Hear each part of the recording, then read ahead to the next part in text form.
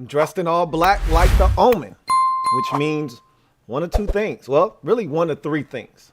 Usually it means Washington's took one on the chin. But in this case, I'm either the bearer of bad news or I'm reacting to some.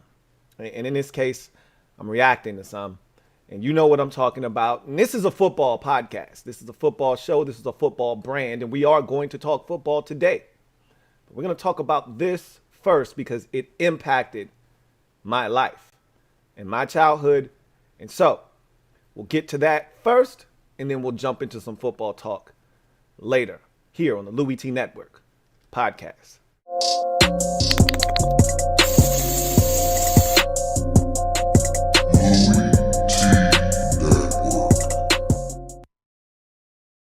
Who else could it be? Me, your man, Louie T. Welcome to the 156th installment of the LouieTeeNetwork podcast. I, of course, am your set man, Louie T. Thank you for joining me on what is probably going to be a relatively short podcast. I don't know if I have the energy to give you. I'm not going to try to fake it or force it. I'm going to give you what I got today. It's Friday, so I was already looking for an out anyway to get this weekend popping and start it off. And this is not the way that I intended for this to go. Obviously, I knew this was going to happen eventually. I'd come to grips with this. We talked about it on several different shows here on this platform, whether it be one of the Washington shows or on this podcast itself. I think I brought this up last podcast because somebody said, hey, you need to do it for DMX. It's coming. You did it for Marty Schottenheimer. Do it for DMX. And I was like, you're right. I don't want to do it. I was running from the inevitable. I knew it was going to happen. I just didn't want it to happen. I was praying for a miracle in my head, hoping that something would happen, but we all knew what was going to happen. We knew how this story and this movie was going to end. And it's sad because we've watched this movie. If you have been a fan of DMX, and look, you know what? No need to even prolong this. Let's just get straight to the Gem Droppin Session, because the Gem Droppin Session is one DMX and his untimely death. Let me drop this gem on your melon. Open your mind, let your conscience be free. You're now rolling with your man, Louie T-double-E. Let me open you up. Get you thinking a little bit. And this Gem Droppin Session's my ode to DMX, a.k.a. Daryl Simmons, a.k.a. Darkman X, who passed away today at the age of 50. Huge part of my childhood growing up, and I almost don't know where to begin. We watched him struggle with drug and substance abuse addiction, and you wanted this situation to get better. And we've seen him talk about this publicly more recently and be a little bit more forthcoming with his drug addiction and his, struggle to get help and try to fight these demons. But it's an ongoing battle, and ultimately he lost that battle to a heart attack and died in the hospital. They pulled the plug. He was in a vegetative state. At this point, his brain wasn't functioning. We knew where this was going, but enough of that. I don't want to focus on how we got here. I want to focus on the impact that he had on pop culture, on the black community, on my life in particular. Growing up, for those of you who don't know, I'm a massive music fan. Now, my musical tastes probably don't align with yours because I'm more of an R&B guy myself, and I can go as far back as the 70s in the R&B game. I told y'all I was listening to the OJs the other day. People call me an old ass man. I don't mind. I will wear that title proudly. Okay, I was always around my dad. My dad was my coach for everything. All my dad does is listen to music, and my dad doesn't listen. Well, he didn't in those days listen to anything relevant in current. It was everything back in the days that he grew up on, and so that's what I was listening to. And take it a step further, we had a 1992 Honda Accord that the passenger side door didn't open, and the FM radio stations didn't work. We only got AM stations. So we were listening to old music all day, every day as we were going to and from practice. So Needless to say, I'm a music fan, but I grew up on hip hop. I grew up on hip hop, and the New York movement was big when I was a kid. You know, Wu-Tang, DMX, Biggie, Jay-Z, Nas, Cormega. Like, I mean, the New York movement was real, and it was big, and that's where my love of music really came from in terms of hip hop. I wasn't a West Coast guy. I wasn't a Tupac guy, you know, and I respect Tupac for what he is, but I was a Biggie guy. I was a Biggie guy, I was a bad boy guy, and all of that kind of bled together. You know, if you were a Nas fan, and you were a Jay-Z fan. If you were a Jay-Z fan, then you were a fan of DMX. If you were a fan of DMX, you were a fan of Ja Rule. All of those things just kind of bled together. And they formed this supergroup called Murder Inc. It was Jay-Z, it was DMX, it was Ja Rule. They had a chance to tear shit up, but the egos were too big. You know, Jay-Z and DMX really didn't get along. They had a big battle back in the day, and they just never really could get on the same page. Their egos were too huge, and they were two of the dopest rappers out in the game at the time anyway. You know, we're talking 96, 97, right in that window when Jay-Z had just dropped Reasonable Doubt, and he was starting to ascend, you know, with volume 1 and then volume 2 and 3, and then here comes X. You know, it was Jay-Z, and then it was X right off of his heels, and obviously it started with Biggie, then Nas dropped Illmatic, you know, and then, you know, Big had Ready to Die, and you could see it bubbling in New York, and you could see what was happening. And I lived in VA, so we didn't have, like I said, and I've told you guys this, we didn't have our own culture in VA. We were culture vultures. You know, we took bits and pieces from the South, but we were more inclined to steal from up north, from New York. You know, when they got some shit that was hot, that shit was hot in VA. And off of the coattails of Illmatic and the success of Nas, here comes Jay-Z. And then off of that success, here comes DMX. And when I tell you, when he came out, it was different, it was raw, it was gritty, and his delivery was vicious. The whole the growling, everything about DMX said anti-establishment. Middle finger to everybody. I'm the dopest rapper out. And I remember that first album, and I told y'all last night on the Washington show that usually the first album for a prominent rapper or artist is gonna be outstanding because they've had their whole life to plan for that debut album. Okay, they've been writing for however many years. They got all of these beats in their head. They got everything planned out, marketing, all of that stuff, how they want it to go. And his debut album is Dark and Hell is Hot, did not disappoint. And it was just single after single after single after single off of that debut album. Of course, Rough Riders anthem was the end all be all. You still remember the video with them riding on the motorcycles and doing the wheelies. And it was just hit after hit after hit. And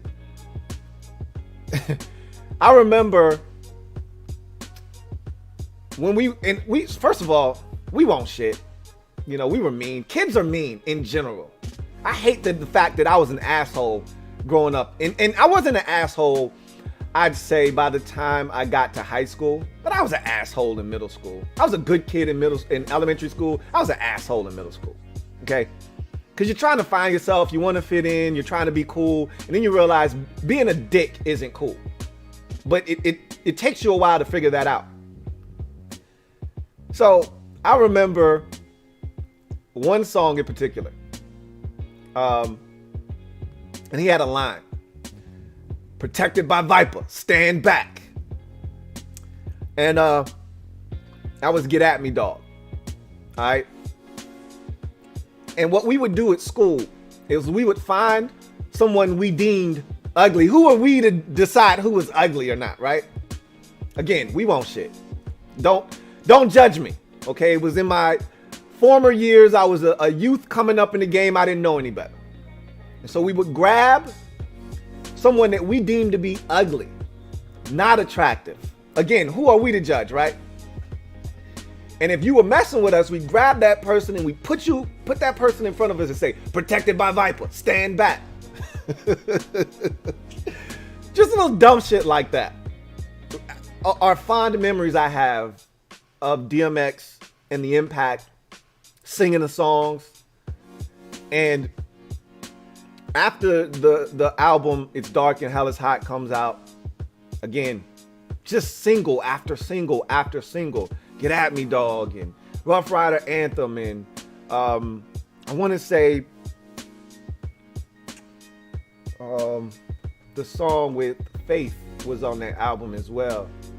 How's It Going Down? I think all of those songs, I mean, when you think about all of the bangers on one album, you're like, wow, and these are all singles and they're all fire. He follows that up with another album, and both of them are on the cover for this podcast episode. Is the thumbnail. Flesh of My Flesh, Blood of My Blood. Another classic album. For me, those were the ones that did it for me. You know, all the albums he came out with after that, they were cool. You know what's actually funny? His most commercially successful album was the 1999 album X, which had Party Up on it, which is my absolute most hated DMX. I cannot effing stand that song. I hate it with every fiber of my being. I can't stand. If I hear Party Up right now, I turn it. I don't want to hear the shit. I hate that song. But it was his crossover. That was the song that crossed him over. That made white people say, hey, he's pretty cool. If you weren't already hip to DMX, that was a song that everybody could get down with. Even the old people got down with that one. I hated that song. I couldn't really stand X Gon' Give It To You. But again, another crossover song with crossover appeal. And he had that ability. He was diverse. He could slow it down. He could speed it up. He could be vicious and brutal. I mean, the thing I loved about X, and I will probably go to my grave saying this, he was the best rapper to jump on somebody else's track. The best for me as a consumer of music. The worst if you were the person asking him to get on your track, because he was going to kill your shit and he was going to make you look stupid in the process. Money, power, respect. You can't tell me he doesn't have the hardest 16 on that song. Because he does. Because you laying up in the trunk, starting to rock, and hell is hot. Like, any song you put him on, it doesn't matter with what artist, Jay-Z, Ja Rule, it doesn't matter. He still wins. His lines are always the hardest. His bars are always the coldest. Always. When he was at his prime, when he was in his prime, I don't know of many better. Seriously. And whether it's a feature, whether it's his shit, it didn't matter. He was always on his game. And that's the shit I loved about DMX. Is whether it was a feature and he was just jumping on somebody's shit and dropping a quick 16, he was ripping it up. And there was never any doubt as to who had the best bars, who had the best verse. Are you serious? Is this even a conversation we're having right now?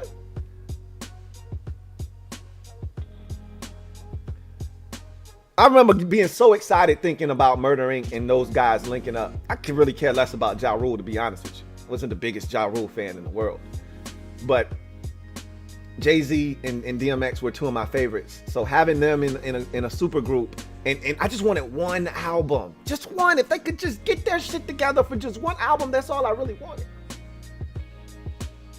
We got bits and pieces. They jumped on a song "It's Murder" on Ja Rule's Veni Veni Vici album.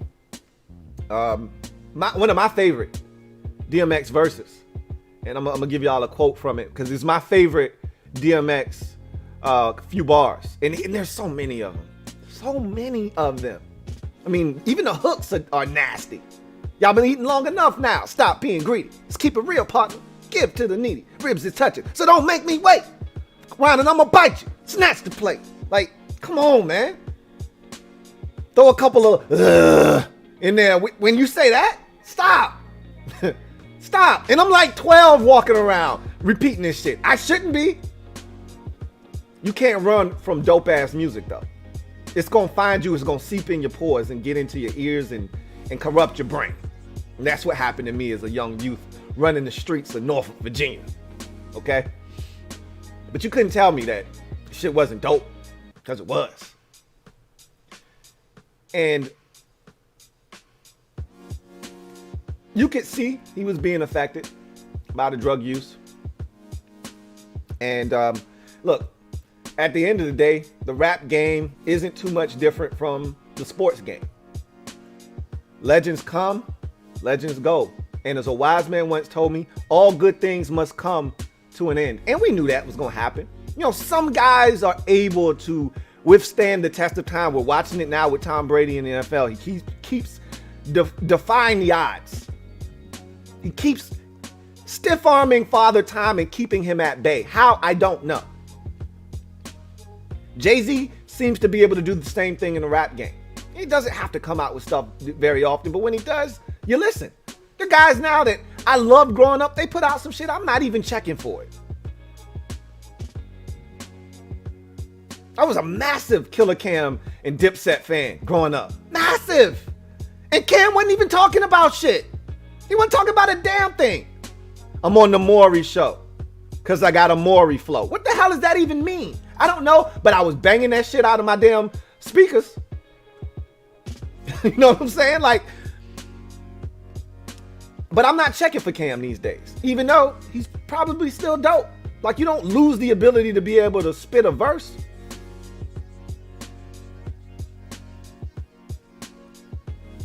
At the end of the day, DMX was like this larger than life figure. His music is timeless. You still put that on today. It still bangs. Hard. Shit still resonates. His music will never die. His legacy is etched and instilled in all of the people that listened to him growing up. And if you listen to him, and if you were a fan, then you were impacted by his music.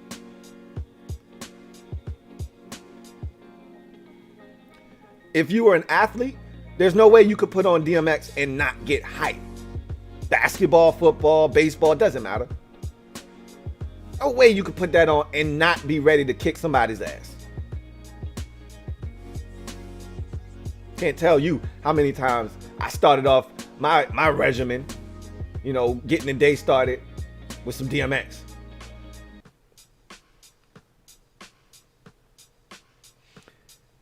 Anyway, I leave you with this, and we got some super chats here I'm gonna get to before we get out of here and switch gears and get to some football stuff.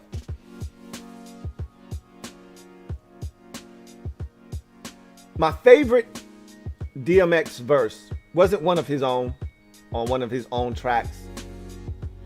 It was on one of those supergroup tracks that the group that never was that should have been.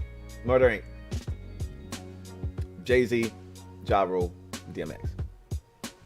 And a lot of times, if you're a hip hop head, you put the hardest verse, if it's a compilation of artists on one track, 3-4 dudes, usually save the best for last. If it's your song, you usually want to go last. You could go first, set the tone, or you go last. You usually, if it's your song, you usually, if it's four of y'all spitting a verse on a song, you don't go second or third. If it's your song, you either start off the song or you finish it. Either way, you want your bars to be the hardest of the song. That was never the case if DMX was on the song. So let's not try to dance around the fact that DMX is going to have the hardest bars. Let's just put him at the end. Let him finish this thing off. And that's what they did on a song entitled Murdergram on the Streets Is Watching soundtrack. Back when soundtracks actually mattered. And I know a lot of you don't even know what the hell a soundtrack is. But there was once upon a time when you made a movie, just as important as the movie was the songs featured on the movie, which was the soundtrack. So if you wanted to have a killer movie, your soundtrack better be banging. And that shit comes out before the movie comes out. So we want to know what kind of songs we going to be hearing on this joint.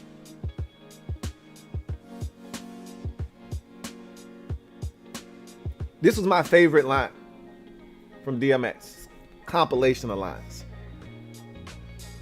Dog, you on the floor stiff. You could have made it to the door if bullets traveled a lot slower. You ran a lot faster. You don't, and you, wait. And you don't, and they, let me make sure I get this right. I'm playing it back in my head. Dog, you on the floor stiff. You could have made it to the door if bullets traveled a lot slower, you ran a lot faster, but they don't and you can't, so don't think about after. Think about that again. And I know I butchered it initially. I'm gonna say it again, say it cleaner so you can hear it, because it's when you hear it again, it's cleaner, it's meaner. Dog, you on the floor stiff. Could have made it to the door if bullets traveled a lot slower and you ran a lot faster, but they don't and you can't, so don't think about after. Mind you, this is a song with Jay-Z, with Ja Rule, and DMX.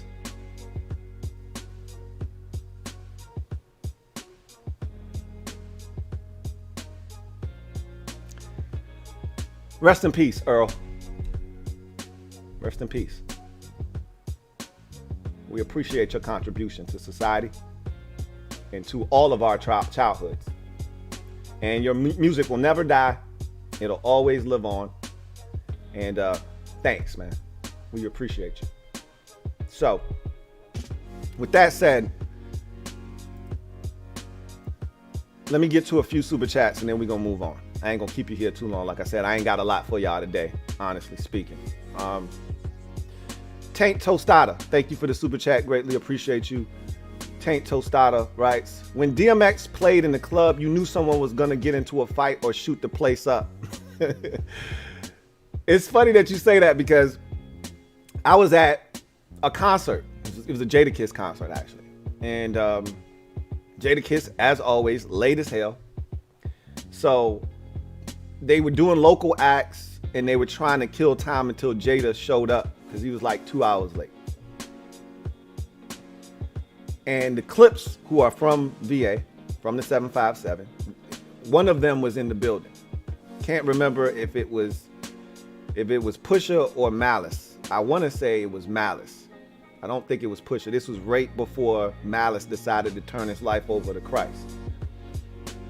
Whatever the case may be, it might have been Pusha. I can't remember. I wasn't but like 1 or 2 tables away from him. If you from VA, if you from 757, if you from specifically Norfolk, then you know about the Nova, which is where I was that night. Real small place, little hole in the wall, but it's a classic around our parts. And I was on the second level of the Nova. And like I said, one of the Clips couldn't have been but 2 tables away. And everybody's kind of walking around, mingling and whatnot. And they played some X. DJ played some X. And next thing you know, somebody threw a chair at the dude from the Clips and a damn brawl ensued. Needless to say, shit was able to be de-escalated. They had the concert. Jadakiss finally shows up and blesses us with his presence at 11:30. By 11:47, he's into like the second song of his set. And it was one of the songs, I think it was, I can't remember what song it was, But a dude gets knocked out. I remember the dude I remember what the dude had on like it was yesterday. He had a Joe Montana jersey on. He got knocked out. And then everybody just started partying and dancing like the dude went on the ground. Paramedics had to come in. They shut the shit down. Anyway, I said all that to say the X song is what initially started the whole nonsense. So I can attest to that 1,000%. 1,000%. Thank you for the super chat, Taint Tostada. Protect Sports Network. Thank you for the super chat. Protect Sports Network writes, bro, X was dope. God-fearing man, prayer warrior, dope artist as a kid, and real as they come, showed that he was vulnerable. Rip X. Absolutely. He had actually become a minister, in his later years. And I love the fact that he was able to speak his truth. Yeah, I'm struggling with drug addiction and all of these things. And I got 15 kids by like 8, 9 different women. But he was open about all of that stuff. As Protect Sports Network just said, he was very vulnerable, willing to share his story and let you know this is who I am, this is where I came from, and this is what I'm about. And this is how I came to be. And he talked about his mental health issues, that he's bipolar. I mean, he put it all out there for us. It's another reason that he was a guy that you rooted for.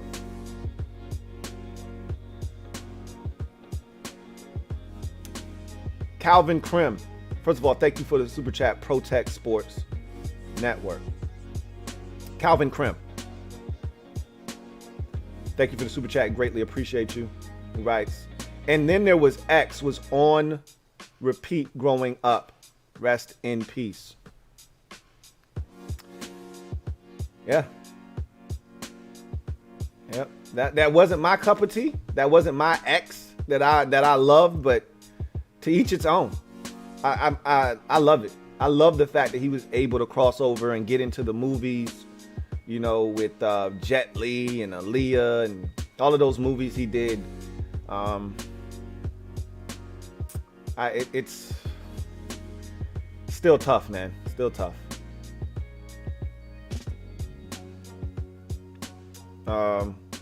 AK 850.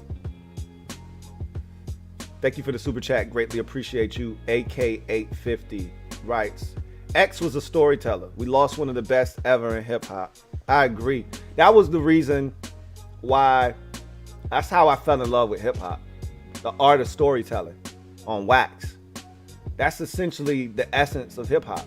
Is like I was able to graduate to dudes that weren't talking about shit, but that wasn't my thing. I wanted the dudes that was actually talking about something. Like that's why I was a big fan. So I'm a massive Biggie fan. Why? Because Biggie even had a song, I Got a Story to Tell. Like he was always telling a story. Same thing with X. Jay-Z is always telling a story. Yeah, you're gonna get your shit about some ice and all of that bullshit and the superficial shit. But I want the dudes that's actually telling a story. And X was one of those dudes that was telling a story. Now his shit was a little bit grim and it was dark and it was about the streets, but it was his truth. These were his stories. These were his experiences in the streets. And you're right, we lost one of the best ever in hip hop, man. And anybody, you making a list of the best to ever do it, you'd be hard to make a list that doesn't involve X in your top 5. Top 10 for sure. And depending on who you're talking to, and all of this stuff is all objective. All of it is subjective and it's objective. What do you prefer? It's all up to subject. You may not be a big X fan, so he might not be in your top 5 or top 10. That's hard for me to believe because even if you weren't a fan of his, you got to acknowledge that the guy was effing excellent. But that's nor here nor there. So my man, Mr. DCB 215 says, one more road to cross, one more risk to take. I gotta live my life like it's one more move to make. Yeah. I remember that.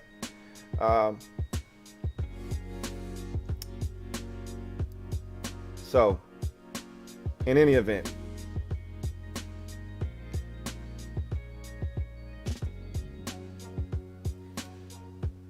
let's get to my first sponsor of the day, and then we'll move on to some football talk. I want to thank one of the sponsors of the Louie T Network podcast, Manscaped, for sponsoring this podcast. And I've talked about all of their products. I've actually got them sending me some nose hair trimmers here in a second. Because look, when you got a snossage like mine, okay, you got to make sure you're trimming up the hairs in there, because big snossage equals big ass boogers. So they got a product for every single one of your needs. And I want to talk to you about the Perfect Package 3.0. Now, this is a tremendous offer that they're giving you here. You get their trimmer, Lawnmower 3.0, okay?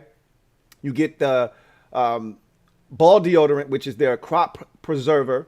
You get the cologne, their ball cologne, which is the crop reviver. You get a pair of underwear and a travel bag, okay, in this perfect package. The Lawnmower 3.0 features skin-safe technology, so you can use it anywhere. You can use it below the belt, which is what it's designed for. Won't nick you, won't cut you, won't give you any hassles or issues. You can use it anywhere you need to, under your arm, on your chest, wherever hair is found. The Lawnmower 3.0 can get the job done for you. The crop preserver is a ball deodorant. You use it out of the shower or after thoroughly cleaning your balls and toweling them off and getting them dry. Again, just like when you put on deodorant under your arms, you don't wait till you're musty. Don't wait until you're musty down below to apply deodorant. Your balls, they get musty. They're covered, they're smothered, and they stink. Put the ball deodorant on, the crop preserver. That's going to get the party started. And if you have any hiccups, the crop reviver gets you back in the game where you need to be. A couple squirts of that get you back where you need to be. I swear by those products. They are clutch and the real MVPs. And so you can get all of these things and more on the website manscaped.com. Use the promo code LouieT to get you 20% off plus free shipping. That's manscaped.com. Use the promo code LouieT to get you 20% off and free shipping. Spring has sprung. Time for you to do some spring cleaning, and you need to use the right tools for the job. And trust me when I tell you, your balls will in fact thank you. So let's get to our second segment of the show, and it's smoke and mirrors. And I want to talk about the draft. There have been a couple of things that have piqued my interest with the draft of late. I told you this is lying season. Believe half of what you see, none of what you hear, even if it's spat by me, your man, Louie T. And so we're going to talk about that in a second. Before we do, I want to do a quick shameless plug. If you haven't already done so, please subscribe to the Louie T Network for more great content. Turn on your notification bell so you don't miss a thing. And also hit the like button. There are 70 of you out there on this beautiful Friday afternoon. A little chilly, a little brisk, but nonetheless, 47 likes at this point. Let's get it up to 50. And then if we can, let's get to 60, okay? However, as many of you can hit the like button as possible, I would greatly appreciate that. And while you're there, also, I'm dressed in all black like the Omen, but I'm donning the Louie T Network podcast gear. Got the hat on, got the hoodie on. If you want to purchase some merch, purchasing merch is the best way to support the brand. If you're looking to support the Louie T Network, super chats are awesome. I truly do appreciate that. I really do appreciate all of the support I get on Patreon. But another way to support the Louie T Network podcast and this brand is to purchase merch. And if you want to do that, the description is down below in the or the links are down below in the description of this video. In every single video that I do, we got hats, we got hoodies, we got beanies, we got shirts, we got masks, we got a lot of things, and we're in the developmental stage of having even more items for you guys to shop through. So make sure that you check out the store and support the Louie T Network podcast and the Louie T Network brand while you're at it. Really appreciate you guys. Thank you so much for your support. So let's get to smoke and mirrors. Jerry Jones reportedly infatuated with tight end Kyle Pitts. So currently, the Cowboys sit at number 10 in the draft. Kyle Pitts is going to be gone long before 10, and they know that. So my question to you is this smoke and mirrors, or is Jerry Jones serious here? Now, I don't doubt that he's infatuated with Kyle Pitts. Who wouldn't be? The guy's a stud. He's 6'5", he's 250 pounds. He runs a 4.44 40, a 4.44 Moses Malone 40. He's got an 83-inch wingspan. I mean, what's not to love? The guy's a monster. He's going to tear the NFL apart if he can stay healthy. I don't doubt that Jerry's infatuated with him. The question then becomes, why is this being leaked? Is there an ulterior motive that Jerry is hiding behind here? You're damn right it is. I can't speak for you out there, okay? But Jerry's no dummy, okay? If you really love a guy that much and you want him, you keep your damn mouth shut. You only allow the information you want out to get out. Jerry obviously wanted this information out there. Why? Because he wants someone to trade up to take Kyle Pitts. He wants to ensure that someone takes Kyle Pitts, because ultimately the guy he really wants may not be on the board if a guy like Kyle Pitts doesn't get taken before the Dallas Cowboys. So he's trying to drum up interest for a guy that he probably doesn't need to drum up interest for, because somebody's going to take him any damn way. But he wants to make sure. I mean, the Cowboys have 4 tight ends on their roster currently. They just signed one 2 days ago. And Jeremy Sprinkle. Sprinkle me, bitch. Sprinkle me. Former Washington football team tight end. They got like 90 tight ends on their roster. What do they need another one for? Highly unlikely that they're going to draft a tight end in the first round. And I think this is all smoke and mirrors from Jerry Jones. Old Jer. Jer is over here playing games. Why you wanna play your games on me? Why you wanna play? Why you wanna play, Jerry? We know what you're doing over here. I see your jokes. I heard your jokes, Jerry. I smell your bullshit. Stinks. Know what you're trying to do.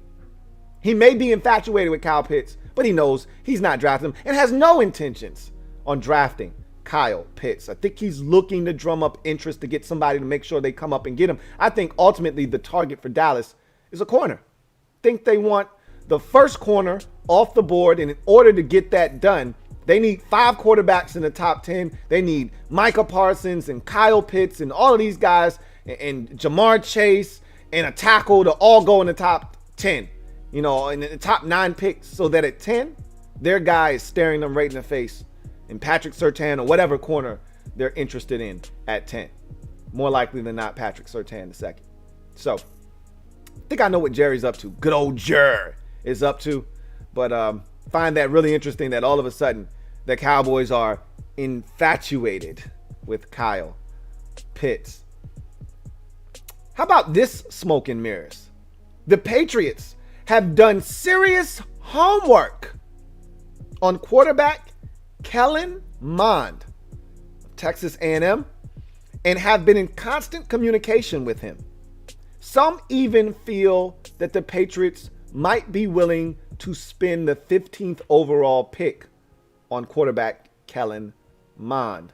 Do you buy that hype?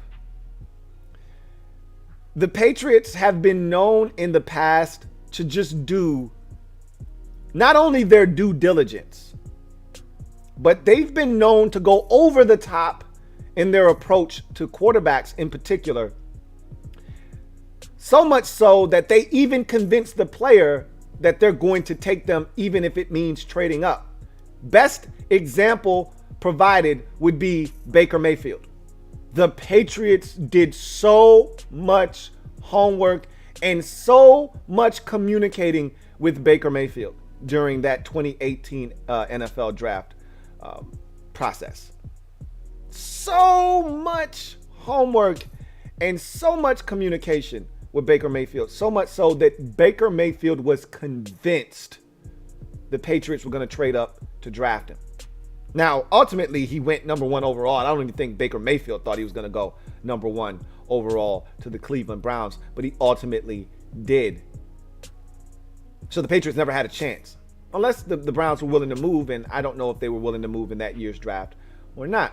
Bottom line is, I don't think the Patriots are willing to spend the 15th pick in the draft on Kellen Mond. Not to say that they're not interested. You know, they've had their offensive coordinator, Josh McDaniels, talk to this guy several times.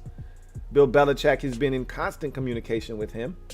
They've done just excruciating amounts of work on Kellen Mond and his background. And this is not uncommon for the Patriots. Keep that in mind. Like, we've seen teams do just a ridiculous amount of work on a player only to not select him, i.e. the Dallas Cowboys in the 1998 draft, when Randy Moss was pretty much all but assured the Cowboys were going to take him if he was available at 17, and they passed on him. I think for Greg Ellis, I think it was. How'd that work out for you? So we've seen it before. It happens all the time in this league. We've seen teams not even show up at a guy's pro day, not seem interested, no communication, no contact, and draft a guy. So it goes both ways. We know the Patriots are in the market for a quarterback. I think they're going to come away with a young quarterback in this draft. Whether they've got to trade up, whether one falls in their lap at 15, or they draft one at 15 or in the second or third round. I think they're going to leave this draft with a signal caller because they understand that Cam Newton is not the future in New England. So are they interested in Kellen Mond? I think they are. Are they willing to spend the 15th pick in the draft? I don't think so. I don't think so. I don't buy that. But they've done homework on Kellen Mond. Doesn't mean they're going to select him. But that is quite interesting. And knowing the Patriots' background, knowing that they've drafted a guy similar in Jacoby Brissett to a Kellen Mond, obviously Kellen Mond a much better athlete, but similar skill set from a big arm standpoint, and a guy with a ton of college football experience that played in a major Power 5 conference. I don't think they're afraid to pull the trigger on a guy like Kellen Mond. I just don't know if it's going to be at 15 or not. That's the real question. We shall see. Speaking of quarterbacks in the first round, how about this potential smoke and mirrors? Peter Schrager of the NFL Network reported on Thursday that Davis Mills, the Stanford quarterback, will most likely be the 6th quarterback taken in the 2021 NFL draft and may be selected in the first round. Now, look, I've told you guys this a million times about the draft. Every year there's 64 guys that we talk about that are going to be first round picks, but only 32 of them can go in the first round. So when I hear Peter Schrager talk about Davis Mills and his potential for being the 6th quarterback off the board, that 6th quarterback that's going to come off the board, we don't really know what's going to become of that guy. Like who's that going to be? We know who the first 5 are going to be, barring some kind of bombshell and surprise someone drops on us, like I just gave you the Patriots taking a guy like Kellen Mond, and imagine them trading up to take Kellen Mond of all things. Like that would be a surprise. That would be so New England Patriots though, because I don't think anybody's taking Kellen Mond in the first round. But anyway, we know that it's going to be in some shape, form, or order. We don't really know the order other than the first 2. We know it's going to be Lawrence, Wilson, Fields, Lance, and Jones. Those are your first 5 quarterbacks. I don't really know who comes after those guys. Is it Mond? Is it Newman? Is it Davis? Mills, that is. Who's the 6th quarterback taking it? That's when it becomes a matter of preference. I could see Davis Mills sneaking into the first round. I've talked about this before. I call it the Teddy Bridgewater effect, where you trade back into the first round at 32 overall. Tampa Bay sitting there at 32. They don't have to take a guy at 32 because you're sitting at the back end of the first round. The difference between 32 and 39, not that great. If you're sitting at 37 or you're sitting at 41, the Buccaneers will trade back with you and pick up draft capital to come out of the first round, let you get your guy, and they'll pick up a second rounder this year, probably a second rounder next year, and probably like a fourth rounder next year or a fourth rounder in this year's draft. So they'll be willing to come out of there.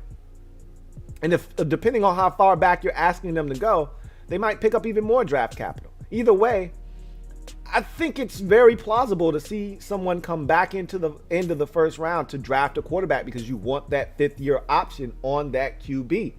And Davis Mills may be that guy that some team comes up into the first round, back into the first round to select. I mean, could you imagine New England coming back into the first round and drafting Kellen Mond, or Washington coming back into the first round and drafting Davis Mills, or Chicago coming back into the first round to select Davis Mills or something like that? I mean, I could see that taking place. I really could. So Peter Schrager saying that Davis Mills will be the sixth quarterback coming off the board. That is news. He says most likely was his exact phrase that he used, will be the sixth quarterback taken in the 2021 NFL draft. Most likely Davis Mills will be the sixth quarterback after the big five. Well, that's news because a lot of people thought the sixth quarterback taken would be Kyle Trask. So if Davis Mills has done enough work to leapfrog him, that's saying a lot about what people perceive Davis Mills to be. And I told you already, I think that Davis Mills has a ton of upside. There's just not a lot of tape on Davis Mills. He didn't have a lot of collegiate starts, and he played in a pro-style offense. He was an elite 11 quarterback that was praised at that camp, that he was going to be the quarterback at that year's camp with the best chance to have a great NFL career. He was voted quarterback with the best chance to have a great NFL career. So there's talent with Davis Mills, tons of it. It's just, can you get it out of him? And someone may be willing to spend a first round pick to find out. So there is some intrigue towards the back end of the first round as you get to 31, 32, and those teams that may be looking to get out. There's no Seattle this year to know that, hey, if you want to get into the first round, you can get in because Seattle's always looking to get out. They don't have a first round pick for the next 2 years. So there's no Seattle to bail you out. You have to pick up the phone and call somebody else. So we'll see what happens there. And if, in fact, Davis Mills is the sixth quarterback, I still contend it's going to be Kyle Trask. But I would not be shocked in the least if Davis Mills is the sixth quarterback taken in the 2021 NFL draft. So got a couple super chats, or I have one super chat in particular. This one is from Pac-Man D3. Thank you for the super chat. Greatly appreciate you. Pac-Man D3 says, Lou, where my dogs at? What the deal?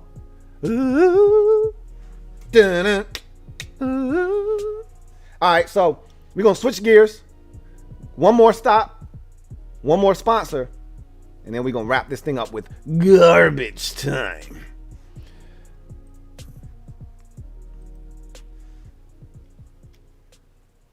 Want to thank Rental Karma for sponsoring this podcast.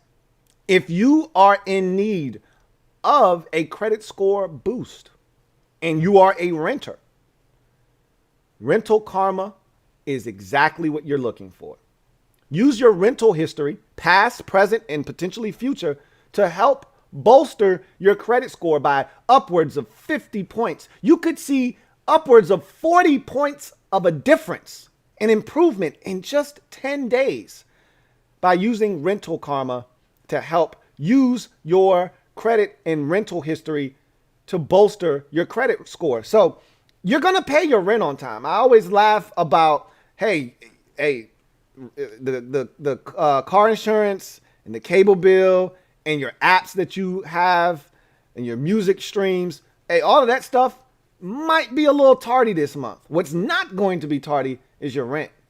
So why not take advantage of you paying your rent on time and helping that boost your credit? It's a no-brainer. If you're looking to establish credit, if you're looking to help your credit be improved, Rental Karma is the exact tool that you're looking for. Go to rentalkarma.com. Use the promo code LTN25 to get 25% off of the services that they're going to render for you. That's rentalkarma.com. Use the promo code LTN25 to get you 25% off of the services that they're going to render for you. Your credit score is one of the most important tools that you have in purchasing power down the line. Why not strengthen that the most that you can? If you're renting, why not use your rental history and your present rental situation to help bolster your credit score? Makes a ton of sense to me. rentalkarma.com. So let's wrap up this show with garbage time. And one more time, if you haven't already done so, please hit the subscribe button. Hit the notification bell while you're at it so you don't miss a thing here on the Louie T Network. And also hit the like button, okay? 64 likes. Let's try to get it up to 70, okay? I really do appreciate you guys. And one more time, if you are looking to support the Louie T Network podcast in any way you can, the best way to do that is by purchasing merch. Thank you for all of your support, whether you're just a viewer, whether you are a super chatter, whether you are someone that is with me on Patreon and supporting me there as well. I can't thank you guys enough for all of your support and all of you who have sent me pictures of you with your merch. I can't thank you enough. So check out the merch and all that we have to offer. Down in the description of this video, you will find links to my site, the Print Champs, both locations you can get merch off of. Check it out. Like I said, I'm donning the hat right now. I've got multiple hats. This comes in camo and it's black, you see. I've also got hoodies like the one I have on. And I got the throwback logo. So if you're more of the throwback Louie T Network logo, that's available in a hoodie and a shirt, all of that stuff. So check it out. Support the Louie T Network in the process while doing so. Really do appreciate you guys. So with that said, let's finish up the show with something that I wanted to talk about yesterday or on the podcast on Wednesday, excuse me. And because of something that happened, it got bumped. It was Wednesday, so it was social media maneuvers, and we went off on a tangent. I didn't get to something else that I wanted to get to, and so I bumped the thing that I wanted to talk about in social media maneuvers down to the garbage time portion of the show. So this got kicked out, but I find this really fascinating, and I want to talk about this. I call this a cautionary tale, okay? Every year, we talk about tanking. If you're a fan out there, you can't run from it. You know, you hear about some team, we need to tank, we need to lose the rest of our game so we can get fill-in-the-blank player. Tank for Trevor, tank for Tua. It's a tank for somebody every damn year. You want to suck so you can get this guy, and you want to ignore the fact that you suck. And one player probably isn't going to change your fortunes more likely than not. Now, you never know. You could get a Peyton Manning type that comes in and changes your whole franchise. And that's what you're hoping. You hit the inside straight and get a guy that's going to change the fortunes of your franchise for the next decade plus. But my thing is about tanking is you got to get it right. And I put this in my notes. A reminder that being bad or a trade only pays off. Okay, so let me say that again. Being bad or making a blockbuster trade only pays off if you make the right decisions afterwards. So I look at, draft history, and I look at teams making trades and getting big hauls and what they do with those situations. We're not going to talk about that, but I just think about some trades like the Atlanta Falcons trading up with the Cleveland Browns to select Julio. Julio Jones, and all of that they came away with in that trade and that haul that they were able to get. And what did they do with it? I think about the Robert Griffin III trade. Washington trades up from 6 to 2 with the Rams. Rams fleece them as you're supposed to when you know they're coming up for a quarterback. They come away with 2 additional first rounders and a couple of seconds. And what did they get out of that trade? Not a damn thing. And so I want to specifically talk about the Jets. The Jets have acquired a bunch of draft capital. Oh my God, they are loaded. Similar to the Dolphins last year when we looked up and we said, man, look at the Dolphins, or the Jacksonville Jaguars for that matter, after having traded, Jalen Ramsey and, getting picks for guys like Dante Fowler Jr. and all of the talented guys, AJ Boye and all these guys that moved on that they had that were talented. They traded away. Calais Campbell got a 5th rounder for him. Like, they've done a really good job of, hey, we got all this talent. These guys don't want to stay. Let's get something for them. Let's not just let them walk in free agency. So the Jets, though, they've been killing it of late. They've been moving around a lot of pieces. They've been picking up a ton of draft capital. They've done it the right way. Now they've got to build it. Joe Douglas has put himself in a position to be the hero in New York if he gets this right. In next year's draft, after the trade that they just made with the Seattle Seahawks, and now this latest trade for Sam Darnold going to Carolina, they've got 2 1s in next year's draft. They've got 2 2s in next year's draft. They've got a 3 and 2 4s in next year's draft. So in the first 4 rounds, which I consider to be the money rounds in the draft, the first 4 rounds, they've got 7 selections. 2 in each of the first 3 or 4 rounds, omitting the 3rd round where they only have 1 pick.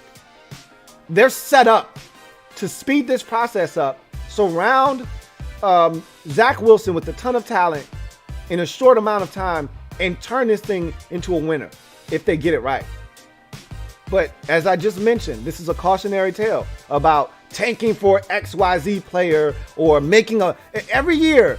Fans want to trade back, get more draft capital. Trade back and then what? As a wise man once said to me, and then what? Hey, we gonna trade this pick and then what? What you gonna do after you trade back? Who you gonna take? Are you gonna get it right? Are you gonna drop the ball like you've been doing, which is why you're drafting where you're drafting, why your team stinks every year? Or are you going to start making the right moves? I want to take a look at the Jets' first round history from 2012 to 2018. This is as brutal as it gets. And if you want to continue to be a bottom feeder in one of the worst run franchises in all of sports, in all of the National Football League, this is exactly how you do it. So the Jets in 2012 in the first round selected edge rusher Quentin Coples, North Carolina. I remember him coming out and going, ugh, that's nasty. How'd that work out for him? They cut him. He's no longer in the league. Okay. 2013, the Jets selected D. Milliner, cornerback, Alabama, first round. Brutal. Cut him. He's no longer in the league. Didn't even make it to the end of his rookie deal, much like Quentin Coples, the guy the year before that was selected. Didn't even make it to the end of his rookie contract. Got cut, no longer in the league. So 12, 13, strike 1, strike 2. 2013, they have 2 first round picks. Or excuse me, in 2013, they had 2 first round picks. They took D. Milliner, he got cut, and they also took Sheldon Richardson, defensive tackle, out of Missouri. He got traded. He had some issues off the field. They moved on. I get it. So he's no longer with their club. He's still in the league, though. At least he's still in the league. 2014. First round pick, Calvin Pryor, safety, Louisville. Ugh. Remember, there were a lot of people criticizing his pick like, hey, you know this dude isn't fast, right? Like, he's just a big hitter, but he's not really that good of a football player. You do understand that, right? And it's like, nah, he's going to be fine. He's a big hitter. He's got a little bit more range than you think. Okay, we'll see. He got traded. Didn't make it to the end of his rookie contract. None of these guys have thus far. He's no longer in the league, by the way. That's usually the stamp right there that tells you if you effed up or not. If a guy's no longer on your team, even though you drafted him in the first round, but he's still in the league, that's validation that at least he can play. Even if he's hanging on by a thread, at least that's validation. He's got a little bit of ball in him. When you draft a guy in the first round and within 2 or 3, 4 years, he's out of the league after you cut him loose, that's validation that he stinks and you effed up and you didn't get it right from the jump. He could never play in this league for whatever reason. So 4 for 4. Got a cut, got another cut, got a trade, got another trade. 3 out of the first 4 guys I just named, Copels, Milliner, Pryor, no longer in the league. 2015, the Jets select Leonard Williams. Defensive tackle, USC. Traded a couple of years ago. He's still in New Jersey, okay? He just crossed the street, but he's not donning the green anymore. He traded that in for blue. So 5 for 5. Cut, trade. Now we move on to 2016. Now we should be at the guys that should still be on your team. These are the guys that either they're just coming off of that rookie deal and you should have re-signed them, or they're right on the edge of that, 5th year option. But these guys should still be on your football team right now. Now, as you get into 2016, this guy should still be on your team if he's any good. And when you draft a guy in the first round, you don't expect to miss. It's the other rounds where shit can get a little dicey. You're supposed to hit in the first round. Supposed to. Not everybody does. 2016, Darren Lee. Linebacker, Ohio State. I thought he was going to be good. I said he looks like the Steelers linebacker Ryan Shazier. He's the new wave Shazier was. Smaller guy, physical, and fast as shit. Darren Lee looked like it, except one thing, he didn't have nearly the physicality that Ryan Shazier. He didn't have that dog in him that Shazier did. He didn't want contact. I remember once upon a time, Rex Ryan saying, Darren Lee is soft. He doesn't like taking on blocks. And I said, damn, where'd they do that at? You trying to get back in the league and you lambasting players like that? He wasn't lying, though. He wasn't lying. He got traded. He's currently a free agent. He did play football last year, so there's a chance he could end up on someone's roster. He was in Kansas City last year. So his career may not be over, but he's hanging on by a thread.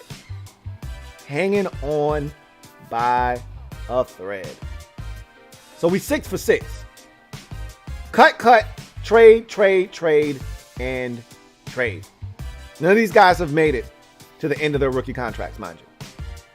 2017, Jamal Adams was supposed to be one of their linchpin players, a foundational building block, dominant defender, all-pro type safety, a guy you can build around on the defensive side of the football, the next coming of Ed Reed, one of those types of guys that is going to be on your team for 12 years and help you build something dominant. Traded. You see a theme here? Traded. Now, it's part of that haul that's going to help them turn this thing around. They got 2 first rounders this year. Their first round pick and Seattle's first round pick. Next year, they will have their first round pick and Seattle's first round pick.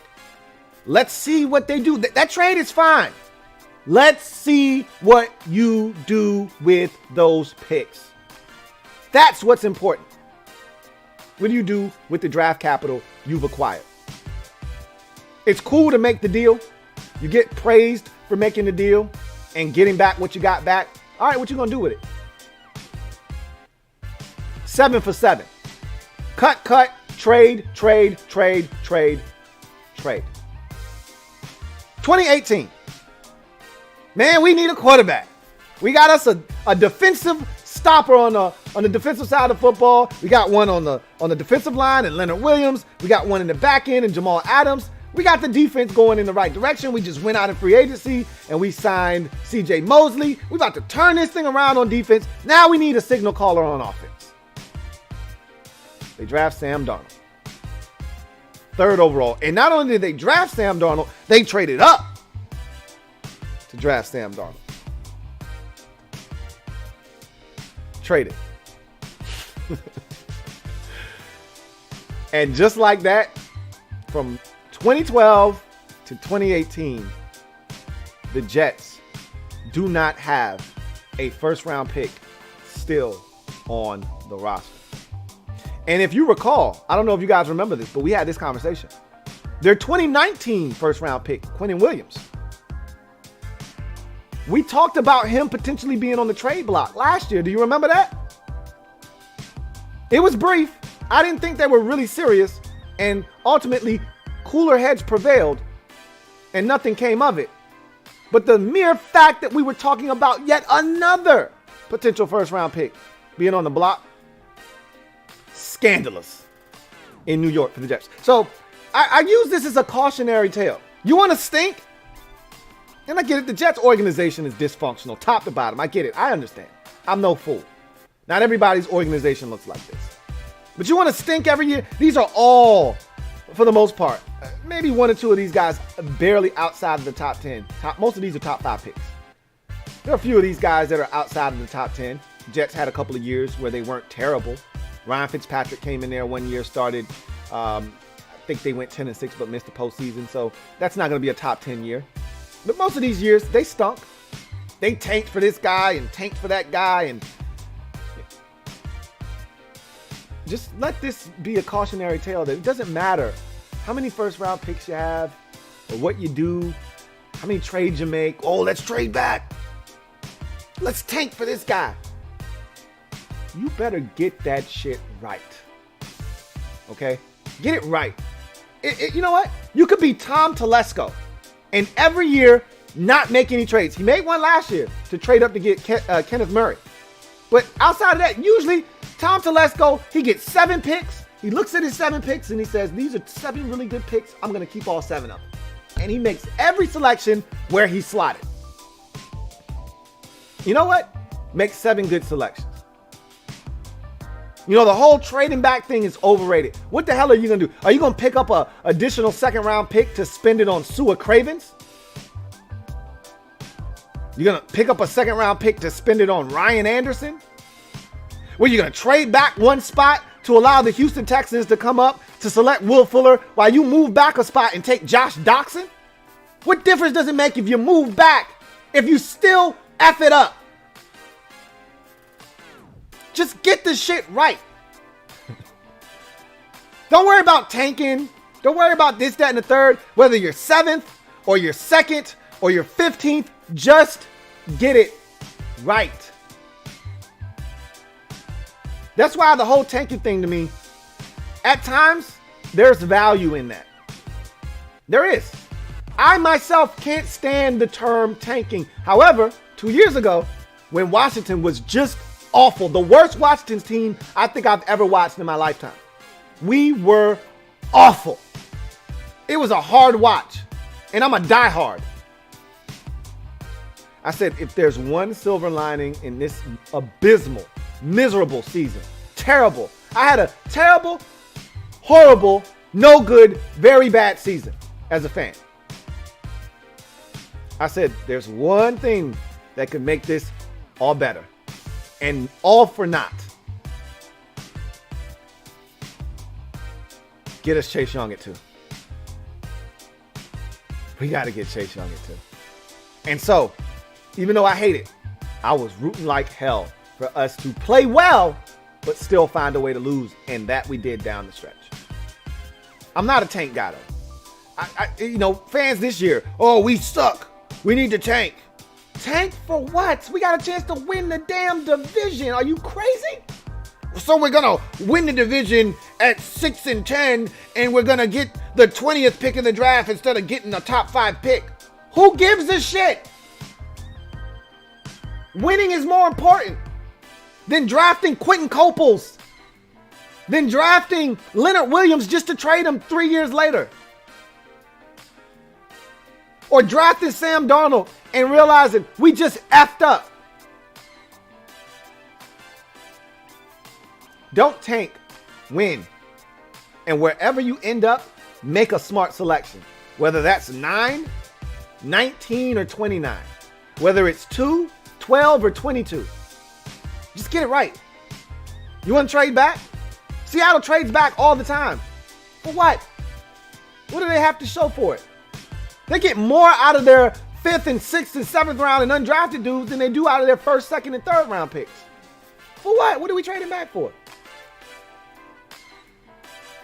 So you can draft Rashad Penny? What are you trading back for? It's a cautionary tale, man. Just get the shit right. Don't worry about tanking and this, that, and the third. You better get it right in the first round. If you don't get it right in the 2nd or the 3rd or the 4th, 5th, 6th, 7th, you better get it right in the first round.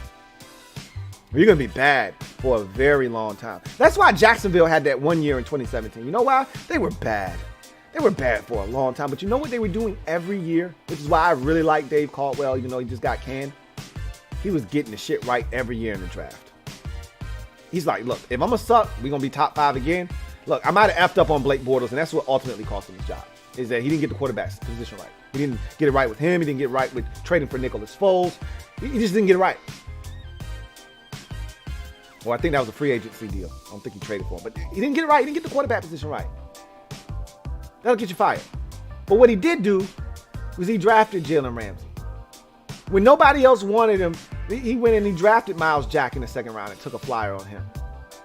He drafted Telvin Smith. He drafted Yannick Ngakoue. He got it right in the draft. He's like, shit, if I'm going to be top 5 in the 1st, 2nd, and 3rd round, I better start hitting on some of these dudes. And he did.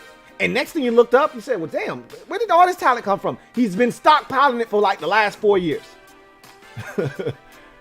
He just added Calais Campbell as a free agent, and voila. AJ Boye in free agency. Voila. Here we go. We got us something. Get it right. Don't tank. Win. All right, I got a super chat or two here. First one is from Michael Rojas. Thank you for the super chat, Michael Rojas, who writes, what do you think if Atlanta trades back and picks up Kellen Mond in the 2nd round? As I just said, if you're going to trade back, get it right. I don't have a problem with Kellen Mond. I'm not a Kellen Mond fan, but I will acknowledge that he has grown as a quarterback, and I like some of the things I saw on tape from him this past year. I saw a lot of growth from a guy that I wasn't too fond of. So that shows me that even if there's more growth to come, he is a guy that can improve. He did not stay stagnant his entire career at Texas A&M. So it'll be interesting to see what Atlanta decides to do.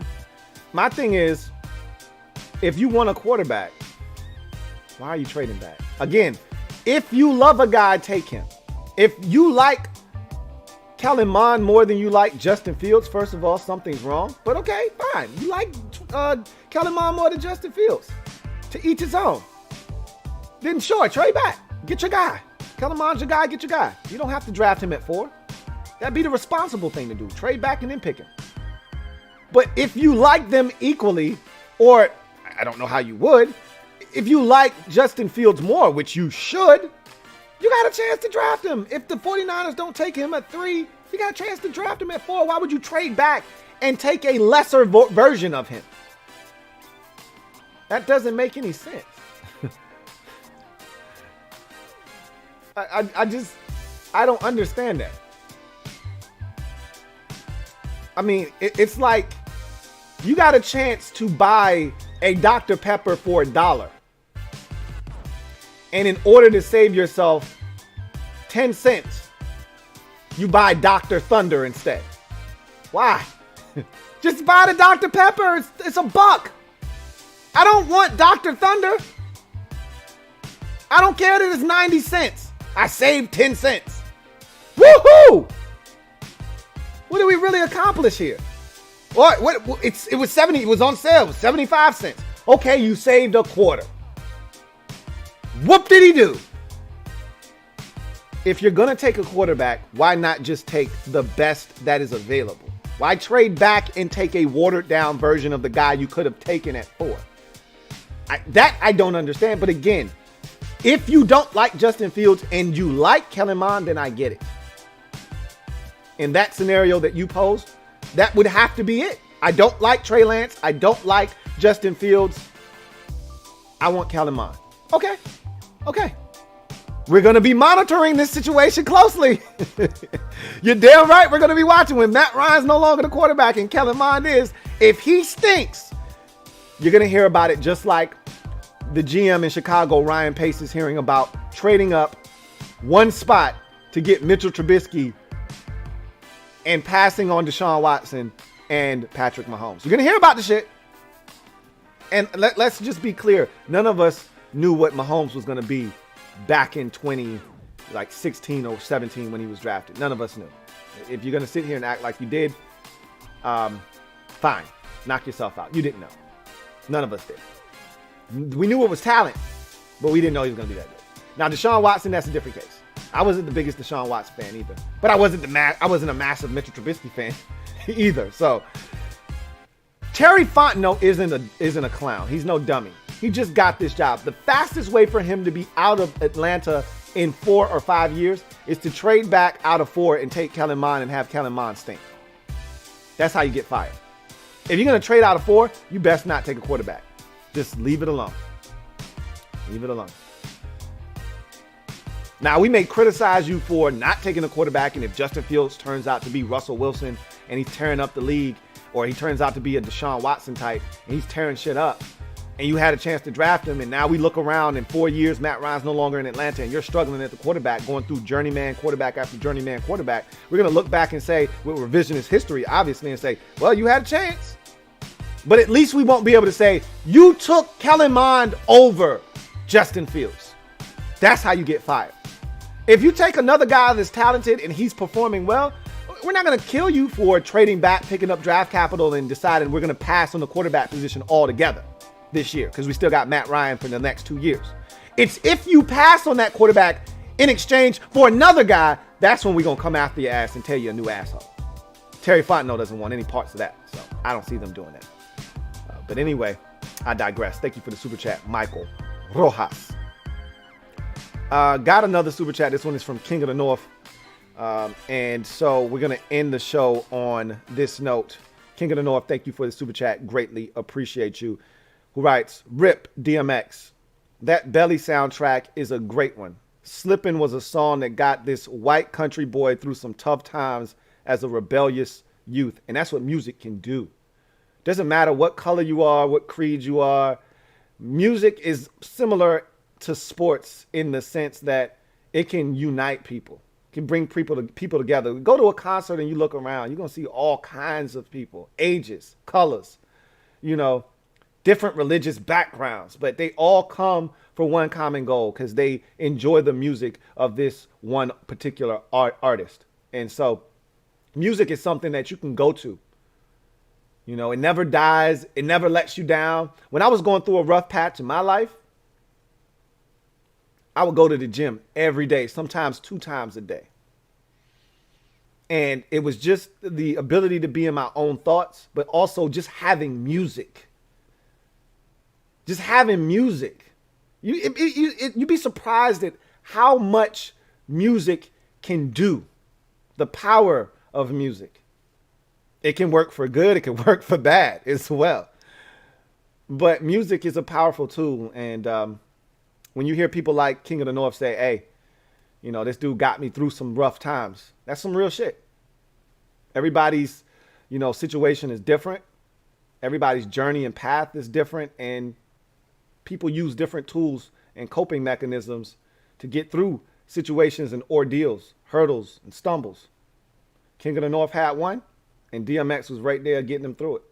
So, and I'm pretty sure there are a ton of more stories out there just like that.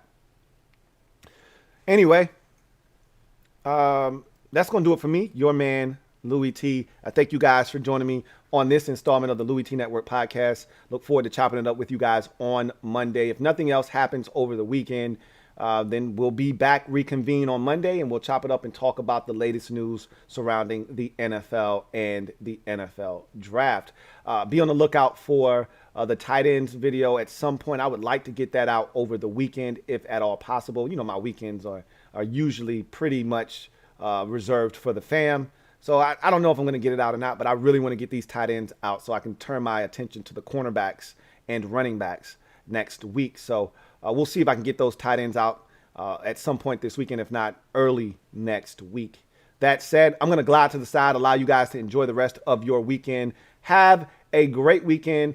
I'm not drinking right now. I'm on a sabbatical, but pop the top on one for me. Take a sip for your man, Louie T. I really do appreciate that. And enjoy the weekend.